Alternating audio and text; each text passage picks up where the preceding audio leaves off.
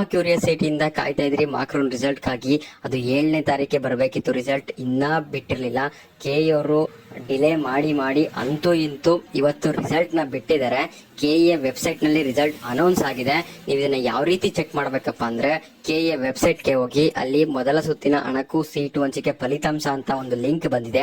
ಆ ಲಿಂಕ್ ನ ಕ್ಲಿಕ್ ಮಾಡಿ ಅಲ್ಲಿ ನಿಮ್ಮ ಸಿಇಟಿ ನಂಬರ್ ನ ಎಂಟರ್ ಮಾಡ್ಬೇಕಾಗತ್ತೆ. ನಿಮ್ಮ ಯಾವ ಸಿಇಟಿ ನಂಬರ್ ಅಂದ್ರೆ ನಿಮ್ಮ ವೆರಿಫಿಕೇಶನ್ ಸ್ಲಿಪ್ ಅಲ್ಲಿ ಆಪ್ಷನ್ ಎಂಟ್ರಿ ಸಿಇಟಿ ನಂಬರ್ ಅಂತ ಇದೆಯಲ್ಲ, ಆ ಸಿಇಟಿ ನಂಬರ್ ನ ನೀವು ಅಲ್ಲಿ ಎಂಟರ್ ಮಾಡ್ಬೇಕಾಗುತ್ತೆ. ಆ ಸಿಇಟಿ ನಂಬರ್ ನ ಎಂಟರ್ ಮಾಡಿ ಸಬ್ಮಿಟ್ ನ ಕೊಟ್ರೆ ನಿಮ್ಮ ರಿಸಲ್ಟ್ ಡಿಸ್ಪ್ಲೇ ಆಗುತ್ತೆ. ಅಲ್ಲಿ ನಿಮ್ಗೆ ಯಾವ ಕಾಲೇಜ್ ಅಲಾಟ್ ಆಗಿದೆ ಮತ್ತೆ ನಿಮ್ಮ ಯಾವ ಕೆಟಗರಿ ಅಂಡರ್ ನಿಮ್ಗೆ ಕಾಲೇಜ್ ಅಲಾಟ್ ಆಗಿದೆ ಅಂತ ಎಲ್ಲ ಕಂಪ್ಲೀಟ್ ಡೀಟೇಲ್ಸ್ ಕೊಟ್ಟಿದ್ದಾರೆ.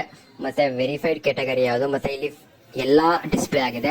ಬಟ್ ಇಲ್ಲಿ ಏನಂದ್ರೆ ನಿಮ್ಮ ಫೀಸ್ ಎಷ್ಟಾಗಿದೆ ಕಾಲೇಜ್ ಅನ್ನೋದು ಡಿಸ್ಪ್ಲೇ ಆಗೋದಿಲ್ಲ.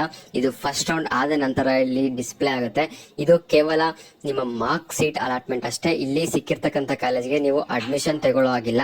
ಇದು ಜಸ್ಟ್ ಮಾರ್ಕ್ ರೌಂಡ್. ಮತ್ತೆ ಮುಂದಿನ ಪ್ರೊಸೀಜರ್ ಗಳೆಲ್ಲ ಏನಿರುತ್ತೆ ಅಂತ ನಾನು ಮುಂದಿನ ವಿಡಿಯೋದಲ್ಲಿ ತಿಳಿಸ್ಕೊಡ್ತೀನಿ. ರಿಸಲ್ಟ್ ನೋಡಿ ಆದ್ಮೇಲೆ ನಿಮ್ಗೆ ಯಾವ್ಯಾವ ಕಾಲೇಜ್ ಅಲಾಟ್ ಆಗಿದೆ ಅಂತ ಕಮೆಂಟ್ ಸೆಕ್ಷನ್ ನಲ್ಲಿ ತಿಳಿಸಿ. ಇದೇ ತರ ಅಪ್ಡೇಟ್ ಗಾಗಿ ನಮ್ಮ ಚಾನಲ್ ನ ಸಬ್ಸ್ಕ್ರೈಬ್ ಮಾಡ್ಕೊಳ್ಳಿ. ಮತ್ತೆ ಮರೆದೇನೆ ಈ ವಿಡಿಯೋಗೆ ಒಂದು ಲೈಕ್ ಮಾಡಿ ಅಂತ ಹೇಳ್ತಾ ವಿಡಿಯೋನ ಇಲ್ಲಿಗೆ ಎಂಡ್ ಮಾಡ್ತಾ ಇದ್ದೀನಿ.